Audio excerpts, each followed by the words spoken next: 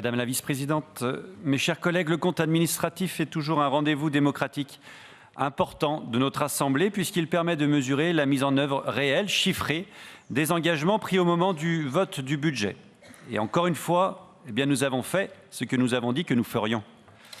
Nous avons tenu nos engagements et c'est à souligner dans un contexte de grande tension internationale et une nouvelle crise économique marquée par une hausse des prix de l'énergie et une inflation généralisée. Malgré cela, nous avons tenu le cap.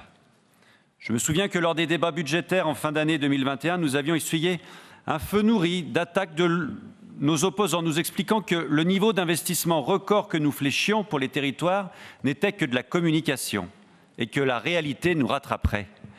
Que nous dit le compte administratif? Que nous avons tenu parole, que notre très haut niveau d'investissement a été respecté. Ce sont plus d'1,3 milliard d'euros qui ont été investis en 2022 sur notre région. À titre de comparaison, c'est 83% de plus qu'en 2015, dernier budget des présidences socialistes et écologistes. Et dire que Madame Vallaud-Belkacem taxait notre budget, les mots ont un sens, de frileux et timoré, parlant même de sous-investissement chronique. Je me souviens aussi des propos de M. Marin pour le groupe Les Écologistes qui parlait avec véhémence de budget d'austérité.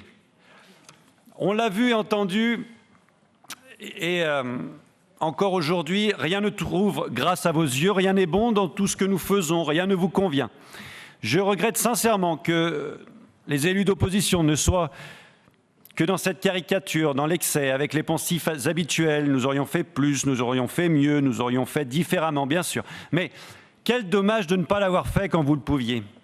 En attendant, la région démontre une nouvelle fois, grâce à son agilité et un pilotage très ferme de ses dépenses de fonctionnement, sa robustesse, sa solidité face aux crises qui s'enchaînent, mais qui ne grèvent absolument pas notre capacité à investir au service de nos concitoyens, tout en protégeant leur pouvoir d'achat. Rares sont les collectivités en France de la même envergure à en avoir fait autant dans cette période. Oui, nous pouvons le réaffirmer avec fierté, la région Auvergne-Rhône-Alpes est la région la mieux gérée de France. Grâce à notre bonne gestion, nous pouvons dégager des marges de manœuvre pour investir et agir. Et contrairement à ce que certains voudraient nous faire croire, nous ne dégageons pas nos marges de manœuvre en rognant dans tel ou tel budget. Nous dégageons des marges de manœuvre parce que nous avons des finances saines. L'épargne brute atteint fin 2022 831 millions d'euros. Elle aura quasiment doublé par rapport à 2015, ce qui donne à la région les reins solides pour affronter les crises. De même, la région, et ça a été rappelé notamment par le président du Césaire, M. Quadrini, la région a de nouveau souscrit un emprunt à taux négatif en 2022, permettant une nouvelle économie de frais financiers. Tout cela, mis bout à bout, mes chers collègues, nous permet d'investir massivement pour les territoires, d'accompagner les projets des communes et d'améliorer durablement le quotidien de nos habitants. C'est à souligner aussi, nous avons investi 1,3 milliard d'euros en 2022 sans avoir recours à l'impôt et sans augmenter les taxes. Mieux, nous avons même diminué la pression fiscale, car vous vous en souvenez, avec à la fois l'alignement à la baisse de la taxe sur les cartes grises décidée dès 2016, ainsi qu'en diminuant de 20% les tarifs régionaux de fiscalité sur les carburants depuis 2019.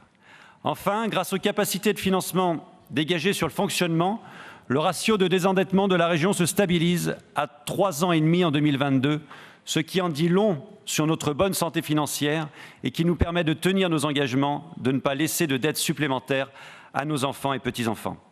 D'ailleurs, ces performances budgétaires ont amené l'Agence internationale de notation, Standard & Poor's, à reconduire la notation AA de notre région, notation maximum pouvant être attribuée à une collectivité locale française. Dans son dernier communiqué, l'agence souligne à nouveau que la gouvernance et la gestion financière de la région sont très fortes et efficaces, incluant des objectifs budgétaires clairs sur le mandat, et qu'elle apprécie le pilotage budgétaire de qualité qui soutienne le caractère prévisible de la trajectoire financière. Je ne sais pas si nous souffrons du syndrome du bon élève, comme vous l'aviez diagnostiqué, Monsieur Lacroix, avant de nous parler de vos entraîneuses de bistrot, mais tous ces indicateurs financiers au vert nous permettent de préparer l'avenir des Auvergnats et des Rhône-Alpins avec sérénité, confiance et dans le respect de la parole donnée lors des dernières élections régionales. Je vous remercie.